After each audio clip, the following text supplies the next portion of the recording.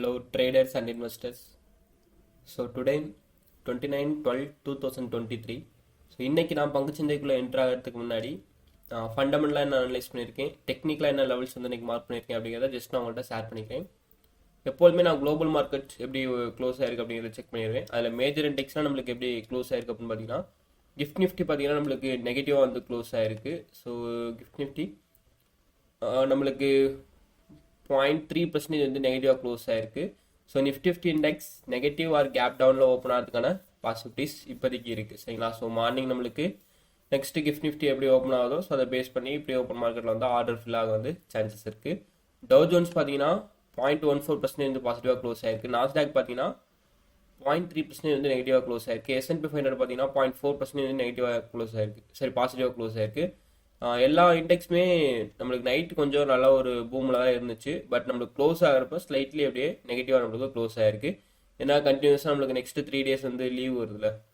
So Saturday Sunday so Monday leave வரனால so எல்லாமே நம்மளுக்கு ஸ்லைட்டாக வந்து நெகட்டிவாக வந்து க்ளோஸ் ஆகிருக்கு. ஸோ அதாவது இன்றைக்கி நடக்கும் யூஎஸ் மார்க்கெட்டை பேஸ் பண்ணுற அளவுக்கு இன்றைக்கி நடக்கும், கிஃப்ட் நிஃப்டி பேஸ் பண்ணுற அளவுக்கு இன்றைக்கி நடக்கும். ஸோ லீவ் கண்டினியூஸாக ஸ்டார்ட் ஆக போகிறனால ஸோ நம்மளுக்கு மோஸ்ட்லி நெகட்டிவாக வந்து க்ளோஸ் ஆகிறதுக்கான பாசிபிலிட்டிஸ் இருக்குது. ஸோ சில பேர் ஷேர்ஸ்லாம் வந்து செல் பண்ணலாம். ஸோ அந்த ஒரு ரீசனை பேஸ் பண்ணி தான் நெகட்டிவாக க்ளோஸ் ஆகிறதுக்கான பாசிபிலிட்டிஸ் இருந்துச்சு. சரிங்களா? ஸோ இன்றைக்கி நடக்கிறப்ப என்னென்னு தெரியும், நாளைக்கு பார்த்தோம்னா ஸோ நம்மளுக்கு என்ன நடந்திருக்கு அப்படிங்கிறது தெரியும். ஸோ நெகட்டிவாக பாசிட்டிவாக இந்தியன் இண்டஸ்ட்ரீஸை பொறுத்தளவுக்கு எஸ்டர்டே வந்து நல்ல ஒரு மூவ்மெண்ட் கொடுத்து சென்செக்ஸ் பார்த்தீங்கன்னா 0.52% வந்து இன்க்ரீஸ் ஆகி க்ளோஸ் ஆயிடுச்சு பாசிட்டிவாக. நிஃப்டி பார்த்தீங்கன்னா 0.57% வந்து பாசிட்டிவாக க்ளோஸ் ஆயிடுச்சு. நிஃப்டி பேங்க் பார்த்தீங்கன்னா 0.47% வந்து பாசிட்டிவாக க்ளோஸ் ஆயிடுச்சு. ஸோ எஸ்டர்டே நம்மளுக்கு நல்ல ஒரு ஹை மூவ்மெண்ட்டில் மூவ் ஆச்சு. பட் இடையில சின்ன சின்ன வால்டாலிட்டி இருந்தாலும் நம்மளுக்கு கணிக்கக்கூடிய அளவுக்கு ஸ்டேபிளாக இல்லை. சரிங்களா? ஸோ அன்ஸ்டேபிளாக தான் கொஞ்சம் மூவ் ஆச்சு. கமாடிட்டியை பேஸ் பண்ணுற அளவுக்கு குரூட் யூஎஸ்டி பார்த்தீங்கன்னா நம்மளுக்கு 3.15% வந்து டிக்ரீஸ் ஆயிருக்கு, அதாவது நெகட்டிவாக க்ளோஸ் ஆயிருக்கு. பிரெண்ட் குட் ஆயில் பார்த்தீங்கன்னா 3% வந்து நெகட்டிவாக க்ளோஸ் ஆயிருக்கு. ஸோ ஆயில் கம்பெனிஸோட ஸ்டாக்ஸ் வந்து பாதிப்படைகிறதுக்கான சான்சஸ் இருக்குது. ஸோ இந்த ஒரு ரிப்போர்ட் கரன்சிஸை பேஸ் பண்ண அளவுக்கு நம்மளுக்கு யூஎஸ்டிஎன்ஆர் பார்த்தீங்கன்னா 0.22% பார்த்தீங்கன்னா டிக்ரீஸ் ஆகி க்ளோஸ் ஆயிருக்கு. ஸோ இது ஒன் ஆஃப் த நம்மளோட இந்தியன் ஸ்டாக் மார்க்கெட்டை பொறுத்தளவுக்கு பாசிட்டிவ். ஆனால் எஃப்ஐஏ வந்து உள்ளே வந்து இன்வெஸ்ட்மெண்ட் பண்ண வரது வந்து கொஞ்சம் குறையும். சரிங்களா? ஸோ இப்போ இந்த மாதிரி வந்து டிக்ரீஸ் ஆயிடுச்சுன்னா எஃப்ஐஏ பொறுத்தளவுக்கு யூஎஸ் டாலரை கம்பேர் பண்ணுறப்ப நம்மளோட இந்தியன் வேல்யூ வந்து அதிகமானால் தான் எஃப்ஐஏ வந்து உள்ளே என்ட்ரு ஆவாங்க நிறையா. ஸோ இல்லைனா வந்து கொஞ்சம் குறையும். ஸோ இதில் வந்து ஒன் ஆஃப் த நெகட்டிவாக இருக்குது. டாலர் இண்டெக்ஸை பொறுத்தளவுக்கு 0.23% வந்து அப்படியே இன்க்ரீஸ் ஆயிருக்கு. ஸோ இதுக்கு அப்படியே ஆப்போசிட்டாக இருக்குது டாலர் இண்டெக்ஸ். பாண்ட்ஸை பொறுத்தளவுக்கு இந்தியாவோட 10-year பாண்ட் வந்து நியூட்ரல், யுனைடெட் ஸ்டேட்ஸோட 10-year பாண்ட் வந்து 0.5% வந்து இன்க்ரீஸ் ஆயிருக்கு. ஏடிஆர் ஐசிஐசியோட பெர்ஃபார்மன்ஸ் ஓகே நல்லா தான் இன்க்ரீஸ் ஆயிருக்கு. ஸோ இது ஒரு ஜஸ்ட் ஒரு ஃபண்டமெண்டலான நியூஸ் வந்து ஒன்று அனலைஸ் பண்ணியிருக்கேன். ஸோ அதை பேஸ் பண்ணி நினச்சேன். ஆக்சிஸ் பேங்க் பார்த்தீங்கன்னா நம்மளுக்கு 0.14% வந்து பாசிட்டிவ் க்ளோஸ் ஆயிருக்கு. டாக்டர் ரெட்டி பார்த்தீங்கன்னா 2.33% பாசிட்டிவ் க்ளோஸ் ஆயிருக்கு. HDFC பேங்க் பார்த்தீங்கன்னா 0.27% வந்து பாசிட்டிவ் க்ளோஸ் ஆயிருக்கு. ஐசிஐசி பேங்க் பார்த்தீங்கன்னா 0.83% வந்து பாசிட்டிவ் க்ளோஸ் ஆயிருக்கு. ஸோ இன்ஃபோசிஸ் நம்மளுக்கு நெகட்டிவ். ஸோ மற்ற ரெண்டு நம்மளுக்கு நியூட்ரலாக இருக்குது. அந்த பேங்கிங் செக்டர் என்ன ஒரு பெர்ஃபார்மன்ஸ் இப்படி பண்ணியிருக்குன்னா, கமர்ஷியல் பேங்க்கோட க்ரோத் வந்து ஸ்டேஜ் பை ஸ்டேஜாக இன்க்ரீஸ் ஆகிட்டே இருக்குங்கிறது ஆர்பிஐயோட ஒரு ரிப்போர்ட். ஸோ அதை பேஸ் பண்ணி பேங்கிங் செக்டர் வந்து இம்ப்ரூவ் ஆயிருக்கு. ஐசிஐசி பேங்க்கோட செப்பரேட்டான இதுக்கு என்ன நான் ஒரு நியூஸ் வந்து சொன்னேன் அப்படின்னா, ஐசிஐசியோட ஏஎம்சி அப்படிங்கிறது இருக்குது. அவங்க வந்து ஃபெடரல் பேங்க்கில் வந்து ஷேர்ஸ் வந்து 9.99% ஷேர்ஸ் வந்து வாங்குறதா வந்து ஐசிஐசி வந்து ஒரு ரிப்போர்ட் கொடுத்துருந்தாங்க. பட் அது ஆர்பிஐ வந்து அதிலலாம் லாவில் வந்து இடம் இல்லை, ஸோ இவ்வளோ ஷேர்ஸ் வாங்க அப்படின்ட்டு ஸ்டாப் பண்ணி வச்சுருந்தாங்க.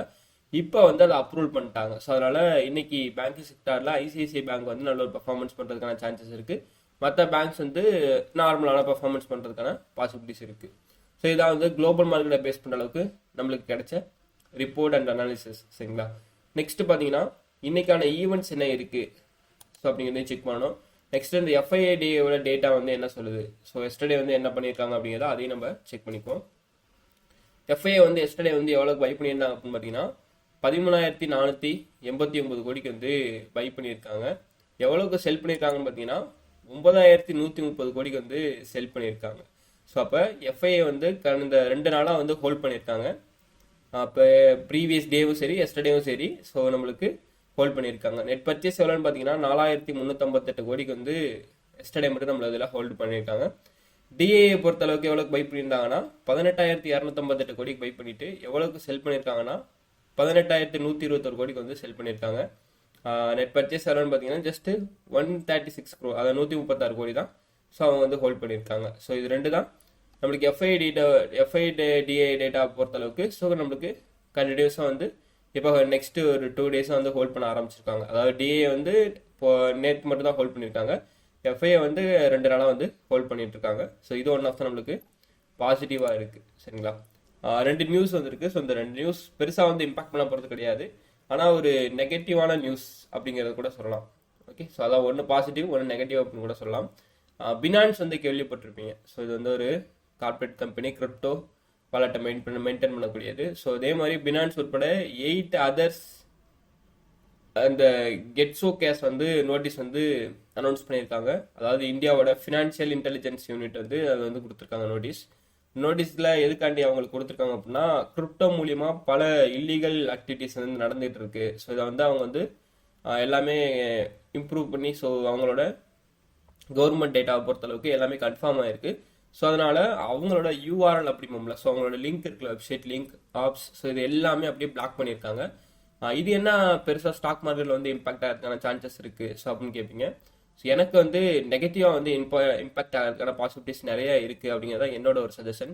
ஏன்னா ஸோ இங்கே நிறைய ஆக்டிவிட்டிஸ் வந்து இல்லீகலாக தான் நடந்துகிட்டு இருக்கு. சரிங்களா, ஸோ நம்ம இன்வெஸ்ட்மெண்ட் பண்ணுறதா இருந்தாலும் சரி, இப்போ நிறைய டொமஸ்டிக் இன்ஸ்டிடியூஷன் இன்வெஸ்ட்மெண்ட் பண்ணுறாங்கன்னா வெளியே இருந்து நம்மளுக்கு நிறைய ஃபண்ட்ஸ் வந்து கிடைச்சிக்கிட்டே இருக்கும். அது லீகலாக வரதை விட இல்லீகலாக வரது அதிகம். ஸோ லீகலாக வரது ரொம்ப ரொம்ப கம்மி. நம்ம நினைக்கிறோம் எஃப்ஐஏ வந்து இவ்வளோ கோடிக்கு பை பண்ணுறாங்க, இவ்வளோ கோடிக்கு வந்து செல் பண்ணுறாங்க அப்படிங்கிறது. ஸோ அது வந்து ஜஸ்ட் லீகலாக வருது. அப்போ இல்லீகலாக நிறையா வந்து கண்டிப்பாக இன்வெஸ்ட்மெண்ட் வந்து பேக்வேர்டில் வந்து ஆகிட்டு தான் இருக்கும். ஓகே, ஒரு ஜஸ்ட் ஏதாவது ஒரு டீல் நடக்குதுன்னா, ஸோ கிரிப்டோ மூலியமாக நம்ம கண்ட்ரிக்கு வந்து உள்ளே என்ட்ரு ஆகுதுன்னா, ஸோ நம்மளுக்கு அது வந்து எவ்வளோ வருது எவ்வளோ போகுது அப்படிங்கிறத எக்ஸாக்டாக வந்து கணிக்க முடியாது. ஆனால் உள்ளே வந்துகிட்டு இருக்கும் பணம். ஸோ அந்த பணத்தை பேஸ் பண்ணி ஸ்டாக் மார்க்கெட்டில் நிறையா முதலீடு வந்து நடந்துட்டு இருக்கலாம். சரிங்களா, ஸோ அதனால சொல்கிறேன். ஸோ இது வந்து கண்டிப்பாக ஸ்டாக் மார்க்கெட்டை பாதிக்கிறதுக்கான சான்சஸ் இருக்குது. ஸோ இப்போ ஸ்டாப் பண்ணாங்கன்னா அப்படியே வர்றது எல்லாமே ஹோல்ட் ஆயிரும். நிறையா பிளாக் டீல் எதுவுமே நடக்காது. ஸோ இல்லீகல் டீல்ஸ் எதுவுமே நடக்காது அமௌண்ட் வரதுனால. ஸோ இது வந்து நம்மளோட ஸ்டாக் மார்க்கெட்டை பாதிக்கிறதுக்கான பாசிபிலிட்டிஸ் இருக்குது. நெக்ஸ்ட் என்னன்னா, இந்த சிபிடிடி அப்படிம்பாங்க, central bank of direct tax அப்படிம்பாங்க. ஸோ இவங்க வந்து இ காமர்ஸ் ஆப்ரேட்டர்ஸுக்கான இன்கம் டேக்ஸ் பர்சன்டேஜ் வந்து 1% வந்து டிடெக்ஷன் பண்ணியிருக்காங்க. ஸோ இது one of the e commerce அந்த பிஸ்னஸ் பண்ணக்கூடியவங்களுக்கு பாசிட்டிவ். ஸோ அந்த கம்பெனிஸை பேஸ் பண்ணி வச்சுருக்கவங்களுக்கும் பாசிட்டிவான நியூஸ் இது. சரிங்களா, ஸோ இன்னைக்கு ஈவெண்ட்ஸை பொறுத்தளவுக்கு நம்மளுக்கு மீடியமான இம்பாக்ட் தான் இருக்குது. 430 வந்து இன்ஃப்ளேஷன் ரேட் வந்து கொரியனோட இயர் வந்திருக்கு. ஸோ அது பார்த்தீங்கன்னா 3.2% தான். ஆவரேஜாக நம்மளுக்கு பெருசாக வந்து சேஞ்சஸ் கிடையாது. ப்ரீவியஸாக 3.3% இருந்துச்சு, இப்போ 3.2%. நெக்ஸ்ட் 1130 வந்து பார்த்தீங்கன்னா S&P global manufacturing PMI data வந்து பப்ளிஷ் ஆக இருக்கு, ரஷ்யாவோடது. நெக்ஸ்ட் ஜெர்மனியோட 2 டேட்டா வந்து பப்ளிஷ் ஆக இருக்கு. 1230 பார்த்தீங்கன்னா national housing prices and industrial and national wide housing prices. சரிங்களா, ஸோ இது ரெண்டுமே தான். ஒன்று இயர் ஆன் இயரை பேஸ் பண்ணி, ஒன்று மந்த் ஆன் மந்த் தான் பேஸ் பண்ணியிருக்கு. நிறையா ஈவெண்ட் இருக்குது. அப்புறம் 1:30 பார்த்தீங்கன்னா இன்ஃப்ளேஷன் ரேட், யூரோப்போட இன்ஃப்ளேஷன் ரேட் இருக்குது. அப்புறம் நம்மளுக்கு ஈவினிங் பார்த்தீங்கன்னா 17 மணிக்கு பார்த்தீங்கன்னா அன்எம்ப்ளாய்மெண்ட் ரேட் இருக்குது. ஸோ யூஎஸோடது பார்த்தீங்கன்னா 20:15 பார்த்தீங்கன்னா சிகாகோ PMI டேட்டா வந்து இருக்குது. சரியா, அப்புறம் ரஷ்யாவோட இன்ஃப்ளேஷன் ரேட், ஸோ அதுவும் வந்து இன்னைக்கு வந்து பப்ளிஷ் ஆக இருக்குது. ஸோ ரொம்ப இம்பார்ட்டன்ட். 21:30 இன்ஃப்ளேஷன் ரேட் ரஷ்யாவோட பப்ளிஷ் ஆக இருக்குது. ஸோ இதையும் நம்ம ஜஸ்ட் வந்து அனலைஸ் பண்ணிக்கணும். ஸோ நெக்ஸ்ட் என்ன அப்படின்னு பார்த்தீங்கன்னா, இன்னைக்கு தேவையான மேஜர் சப்போர்ட் ரெசிஸ்டன்ஸ் என்ன, அதாவது Nifty 50, bank Nifty, fin Nifty இண்டெக்ஸ்க்கான மேஜர் சப்போர்ட் ரெசிஸ்டன்ஸ் என்ன லெவல்ஸ் மார்க் பண்ணியிருக்கேன் அப்படிங்கிறத ஜஸ்ட் நான் உங்கள்கிட்ட ஷேர் பண்ணிக்கிறேன். Nifty 50 index so 1 day time ஃப்ரேமில் இருக்குது. சரிங்களா, லாங் டேர்மாக பேஸ் பண்ணுற அளவுக்கு மார்க்கெட் நான் சொல்லியிருந்தேன் 200%லேருந்து மார்க்கெட் வந்து நம்மளுக்கு ரிட்டர்ன் வந்து கீழே விழுகிறதுக்கான பாசிபிலிட்டிஸ் இருக்குது அப்படின்னா. ஆனால் நம்மளுக்கு மறுபடியும் அப் ட்ரெண்டில் தான் வியூ போயிட்டு இருக்கு. நம்மளோட நெக்ஸ்ட் டார்கெட் பார்த்தீங்கன்னா 21,991. சரிங்களா, கிட்டத்தட்ட 21,778 ரீச் பண்ணியாச்சு. 21,991 தான் நம்மளோட நெக்ஸ்ட் டார்கெட்டாக வந்து நம்ம லாங் டேர்மாக பொறுத்தளவுக்கு நிஃப்டி 50 இண்டெக்ஸ் வந்து ஃபிக்ஸ் பண்ணியிருக்கோம். ஓகே, மேஜர் சப்போர்ட் ரெசிஸ்டன்ஸை பொறுத்தளவுக்கு எனக்கு இன்னைக்கு ஆக்டிவாக இருக்கக்கூடியது என்ன அப்படின்னு பார்த்தீங்கன்னா, நான் 2 லெவல்ஸ் வந்து மார்க்கெட் வந்து பர்ஃபார்மன்ஸ் பண்ணுறதுக்கான பாசிபிலிட்டிஸ் இருக்குது அப்படிங்கிறதா என்னோட எக்ஸ்பெக்டேஷன் நான் இன்றைக்கி வந்து வச்சுருக்கேன். ஸோ எந்தெந்த லெவல்ஸ் அப்படின்னு ஜஸ்ட் நம்ம செக் பண்ணிக்குவோம். எனக்கு கேப் டவுனில் ஆர் நெகட்டிவாக வந்து ஓப்பன் ஆகுது அப்படின்னா மார்க்கெட் இங்கேருந்து ஓப்பன் ஆகுதான் ஃபர்ஸ்ட் எனக்கு இந்த ரெசிஸ்டன்ஸை போயிட்டு ஹிட் பண்ணும். ஓகே 21,786 போயிட்டு ஹிட் பண்ணும். நெக்ஸ்ட் ஆல் டைம் ஹையை ஹிட் பண்ணும். ஒன்ஸ் ஆல் டைம் ஹையை பிரேக் ஆகுது அப்படின்னா அது இவ்வளோ தூரம் போகணும். ஓகே இது ஒன் ஆஃப் த ஒரு டார்கெட். அது அப்படியே லைட்டாக மூவ் ஆகிட்டே போதுன்னா அந்த ட்ரெண்ட் லைனை டச் பண்ணி மேலே போகலாம். ஓகே இந்த ட்ரெண்டை பிரேக் பண்ணுதுன்னா இந்த ரெசிஸ்டன்ஸை போயிட்டு ரீச் பண்ணணும். ஸோ அதுவும் அப்படியே சைட் வேஸ்லேயே ஸோ எவ்வளோ தூரம் போகுங்கிற கண்டினியூஷன் வந்து ஸோ மார்க்கெட் மூவ் ஆகிறத பேஸ் பண்ணி போயிட்டு ஹிட் பண்ணால் தான் நம்மளால எக்ஸாக்டாக எவ்வளோ தூரம் போயிருக்கு அப்படிங்கிறத நம்மளால ப்ரெடிக்ட் பண்ண முடியும். சரிங்களா, நம்மளுக்கு கேப் டவுனில் ஓப்பன் ஆகி ஆர் நியூட்ரலாக ஓப்பன் ஆகி ஸோ நம்மளுக்கு கண்டினியூஸாக 3 days நெக்ஸ்ட் லீவ் வரனால ஸோ மார்க்கெட் வந்து நம்மளுக்கு கீழே விழுகிறதுக்கான ஒரு பாசிபிலிட்டிஸில் இல்லை. ஸோ பட் அப்படி வந்துச்சு அப்படின்னா ஃபர்ஸ்ட் நம்மளுக்கு இதை பிரேக் பண்ணணும். சரிங்களா, ஒன்ஸ் இதை பிரேக் பண்ணிடுச்சுன்னா நெக்ஸ்ட் நம்மளோட டார்கெட் பார்த்தீங்கன்னா இதுதான் நம்மளோட டார்கெட். நம்ம தாராளமாக நம்ம என்ட்ரி எடுக்கலாம். 21,600 வரையும் மார்க்கெட் வந்து விழுகிறதுக்கான பாசிபிலிட்டிஸ் இருக்கு. ஸோ இதான் நிஃப்டி 50 இண்டெக்ஸை பொறுத்தளவுக்கு நம்மளோட ஒரு சின்ன கன்ஃபர்மேஷன். ஏன் நம்மளுக்கு டவுன் ட்ரெண்ட் வரதுக்கான பாசிபிலிட்டிஸ் இல்லை அப்படின்னா ஸோ இந்த 1 hour கேண்டில் ஃபுல்லாக கன்ஃபர்மேஷன் நம்மளுக்கு கம்ப்ளீட் ஆனால் மட்டும்தான் நம்மளுக்கு தெரியும். இப்போதைக்கு கரண்ட்டாக நம்மளுக்கு க்ளோஸ் ஆனதை பேஸ் பண்ணி என்னன்னா ஒரு ரிவர்சல் பேட்டர்னாக தான் இருக்குது. ஸோ இங்கேருந்து மார்க்கெட் வந்து அப் ட்ரெண்ட் போகிறதுக்கு ஒரு சுச்சுவேஷன் தான் இருக்குது, ரிவர்ஸ் ஆகிற ஒரு சுச்சுவேஷன்லாம் இருக்குது. ஏன்னா ஒரு ஹேமர் பேட்டர்ன் ஸோ அப்படிங்கிற கன்ஃபர்மேஷன் வந்து நம்மளுக்கு கிடச்சிருக்கு. ஸோ அதை பேஸ் பண்ணி தான் இந்த கன்ஃபர்மேஷன் வந்து நான் கொடுத்துருக்கேன். நம்மளுக்கு டவுன் ட்ரெண்ட் வரதுக்கான பாசிபிலிட்டிஸ் இல்லை அப்படின்னு. ஒருவேளை நம்மளுக்கு சப்போர்ட் எடுக்குதுன்னா அப்படின்னா 21,743 வந்து சப்போர்ட் எடுத்து போகிறதுக்கான பாசிபிலிட்டிஸ் கூட அதிகமாக இருக்குது நம்மளுக்கு. பேங்க் நிஃப்டி இண்டெக்ஸை பொறுத்தளவுக்கு நம்ம பேங்க் நிஃப்டி ஆல்ரெடி பாசிட்டிவ் அப்படின்னு சொல்லியிருக்கோம். ஸோ இதுவும் நம்ம சொன்ன டார்கெட்டை நோக்கி தான் போயிட்டு இருக்கு. பட் நம்ம ஆனால் என்ன சொல்லியிருந்தோம்னா இந்த ட்ரெண்டை பிரேக் பண்ணலை அப்படின்னா நம்ம டவுன் ட்ரெண்ட் அப்படிங்கிறத சொல்லியிருந்தோம். எஸ்டர்டே வந்து ப்ரீ மார்க்கெட் வீடியோ போடாதனால ஸோ இந்த கன்ஃபர்மேஷன் வந்து உங்களுக்கு கிடச்சிருக்காது. இந்த ட்ரெண்டை பிரேக் பண்ணாத வரையும் நம்ம டவுன் ட்ரெண்ட் அப்படின்னோம். இப்போ நம்மளுக்கு இந்த ட்ரெண்டை பிரேக் பண்ணிடுச்சு. நெக்ஸ்ட் என்னன்னா நம்மளுக்கு ஒரு டோஜி கேண்டில் ஃபார்மேஷன் வந்து கொடுத்துருக்கு. ஒருவேளை நம்மளுக்கு இன்னைக்கு மார்க்கெட் நியூட்ரலாக ஓப்பன் ஆகி ஒரு ரெட் கேண்டில் கொடுச்சுன்னா நம்மளுக்கு ஒரு ஈவினிங் ஸ்டார் பேட்டர்ன் கன்ஃபர்மேஷன் கிடைக்கும். பட் அது கிடைக்கல அப்படின்னா நம்மளோட டார்கெட் என்ன ஆல்ரெடி சொல்லிட்டு இருந்தோம் 48,993. அந்த டார்கெட்டை ஹிட் பண்ணுறதுக்கான பாசிபிலிட்டிஸில் நம்மளுக்கு மார்க்கெட் வந்து மூவ் ஆக ஸ்டார்ட் ஆயிரும். ஓகே, ஸோ பேங்க் நிஃப்டியை பொறுத்தளவுக்கு எனக்கு இந்த கன்ஃபர்மேஷன் என்ன அப்படின்னா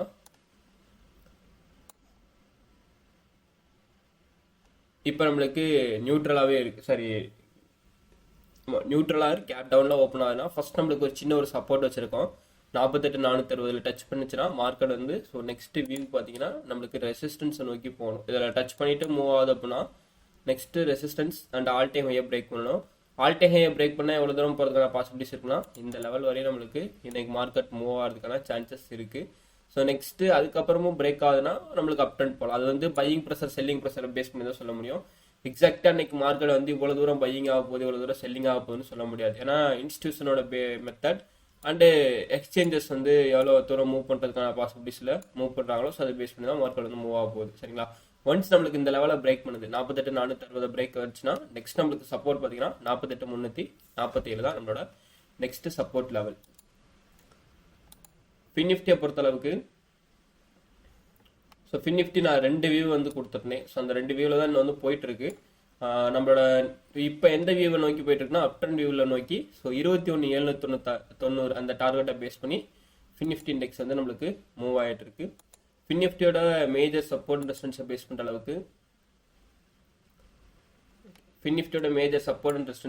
அளவுக்கு மார்க்கெட் எனக்கு இப்போ ஒரு சின்ன ஒரு ரீட்ரெஸ் கன்ஃபர்மேஷன்ல இருக்கு. சரிங்களா, அதாவது ரெசிஸ்டன்ஸ் ஹிட் பண்ணி ரீட்ரெஸ் பண்ணிட்டு அகைன் போயிட்டு ஒரு ரீட்ரெஸ் பண்ணிட்டு இருக்கு. ஸோ அகைன் ஹிட் பண்ணிட்டு நம்மளுக்கு அப் ட்ரெண்ட் வியூவும் கிடைக்கலாம்.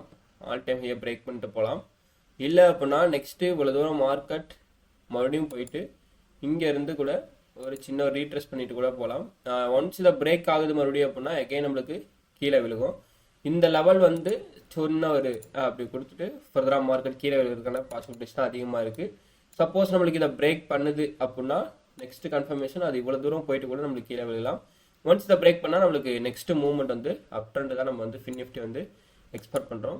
ஃபின் நிஃப்டியை பொறுத்தளவுக்கு டவுன் ட்ரெண்ட் எங்கே கிடைக்கும் அப்படின்னா எதாவது பிரேக் பண்ணானா ஒன்ஸ் எனக்கு இந்த சப்போர்ட்டை பிரேக் பண்ணி 21,304 பிரேக் பண்ணாதான் நான் full and full down trend அப்படிங்கிறத எக்ஸ்பெக்ட் பண்ண முடியும் ஃபின் நிஃப்டி பொறுத்தளவுக்கு. சரிங்களா, சொல்லதான் நம்மளோட major support resistance. Intraday levels ஃபர்தராக நம்ம வந்து டெலிகிராமில் வந்து அப்டேட் பண்ணுவோம் சரிங்களா. ஸோ ஒரு சில நேரம் ஃபர்தர் அப்டேஷன் கிடைக்காது. மோஸ்ட்லி நம்மளுக்கு மண்டேலேருந்து ஃபர்தர் அப்டேஷன் கிடைக்கும் அப்படிங்கிறது தான் என்னோட எக்ஸ்பெக்டேஷன். பார்க்குறோம். ஸோ எதை பேஸ் பண்ணி, ஏன்னா மார்க்கெட்டில் நாங்கள் ட்ரேட் எடுக்கணும், ப்ளஸ் உங்களுக்கு ஃப்ரீயாக சார்ட்ஸ் வந்து ப்ரொவைட் பண்ணணும். ஸோ அதெல்லாம் எக்ஸாக்டாக நம்ம பேஸ் பண்ணி கணிச்சு தானே ப்ரொவைட் பண்ண முடியும். ஸோ அக்யூரசி லெவல் இருந்தால் மட்டும் தான் நம்ம வந்து சார்ட் வந்து ப்ரொவைட் பண்ணணும். ஸோ அதனால் கொஞ்சம் வெயிட்டிங்கில் வந்து இருக்குது. Okay guys. So I am not a SEBI registered advisor. This video fully education purpose only. So நம்மளோட வீடியோ பிடிச்சிருந்துச்சுன்னா மறக்காமல் லைக் பண்ணுங்கள். ஸோ உங்களுக்கு ஏதாவது டவுட்ஸ் இருந்துச்சுன்னா கமெண்ட்டில் வந்து மென்ஷன் பண்ணுங்கள். ஸோ நம்மளோட சேனலை வந்து மறக்காமல் வந்து சப்ஸ்கிரைப் பண்ணிக்கோங்க. ஸோ அப்போ தான் நம்ம போடக்கூடிய வீடியோ உங்களுக்கு தொடர்ந்து வர வந்து நோட்டிஃபிகேஷனாக வந்து சேரும். ஓகேங்களா. ஓகே, தேங்க்ஸ் ஃபார் வாட்சிங். தேங்க்யூ.